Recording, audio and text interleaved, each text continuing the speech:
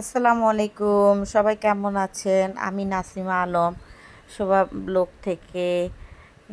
অবশ্যই ভালো আছেন। দেখেন আমি বাসার উপরে মাছ কিনেছি।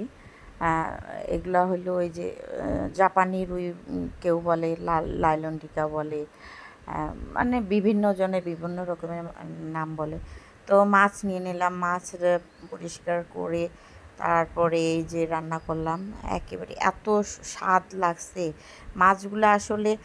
আম, পুকুরে বড় হয়নি, হয়তো খাবারের অভাবে বড় হয়নি, কিন্তু মাছের মধ্যে ডিম হয়ে গেছে, চর্বি হয়ে গেছিলো। তো মাছগুলো খুবই সুস্বাদু ছিল।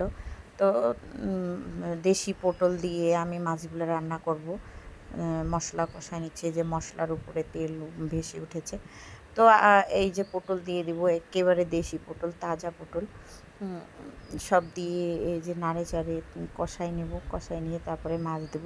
তো আমার রিলস কমে গেছে ভাইয়ারা, বোনেরা, আপনারা যদি আমাকে হেল্প না করেন তাহলে তো কিছুই করার নাই। আমি কিছুই করতে পারবো না, কারণ আপনারা আপনাদের সবার সহযোগিতায় আমরা আগাবো, এটাই তো। যদি আমার ভিডিও, আসলে আমি ভিডিও কিভাবে করতে হয় আর ভয়েস কীভাবে দিতে হয় তাও পারি না। তো আস্তে আস্তে শিখতেছি। আমার কমেন্ট বক্সে আপনারা জানাবেন যে কিভাবে আমার দোষটা কোথায়, গুণটা কোথায়। তো এভাবে আমাকে হেল্প করবেন।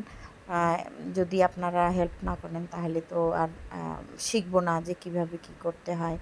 তো এই যে পটল নেড়ে চেড়ে এই যে মাখায় পানি দিয়ে দিলাম, তারপরে মাছ দিয়ে দিব, দিয়ে নামাই নিব। তো কিছুক্ষণ ওয়েট করব ঝোলটা একটু ফুটানোর জন্য, তারপরে ভেজে রাখা মাছ ঢেলে দেবো। তো আজকে একটু ঝোল মাখা মাখা ঝোলই থাকবে, কারণ পাতলা ঝোলের মধ্যে এই মাছ খুবই, পটলের ঝোলের সঙ্গে খুব মজা লাগে। তো এই পর্যন্তই। আপনারা সবাই ভালো থাকবেন, সুস্থ থাকবেন, আর আমার পাশে থাকবেন। আশা করি অবশ্যই পাশে থাকবেন, কারণ আমি যেভাবেই, আমার ফলোয়ার্স, আমার রিলস বাড়ছিল, কমে গেছে। আমি বেশ কিছুদিন ধরে ভিডিও দিইনি, আবার আমার আইডিটাও বন্ধ হয়ে গেছিলো। তারপরে আবার ফেসবুক নিজেই আমার আইডিটা আবার অন করে দিয়েছে। তো এই কারণেই এই পর্যন্তই। আল্লাহ হাফেজ, ভালো থাকবেন।